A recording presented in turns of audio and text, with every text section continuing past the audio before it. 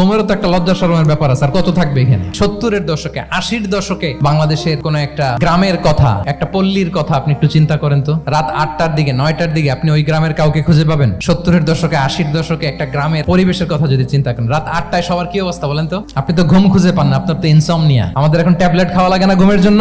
মাগরিবের আগে বা পরে ডিনার করে ফেলছে, এশার নামাজ পড়েই কি একজন দুইজন না, পুরো গ্রাম জামাতে ঘুম। রাত 3টার পর ঘুম আসবে? আর আপনি তো ঘুমাতে যান রাত 2টায়। আর আজ থেকে 30 বছর আগে আমার বাংলাদেশের একটা গ্রামীণ পরিবেশে রাত 8টার দিকে সবাই ঘুম। আমাদের বাপ চাচারা কি করতো? ফজরের নামাজ পড়ে এক বল পান্তা ভাত খাইতো, কাঁচা মরিচ দিয়ে, পোড়া মরিচ দিয়ে ভাত খেয়ে চলে যাইতো ফসল খেতে। দুপুরে আবার এক বল, খাইতে বসলেই এক বল। আমরা সারা মাসে খেতে পারি না এক বল। কি খেতো? খাওয়ার আইটেমটা দেখেন তো, কোনো ফরমালিন আছে? কোনো মেডিসিন ছিল না, একেবারে ফ্রেশ।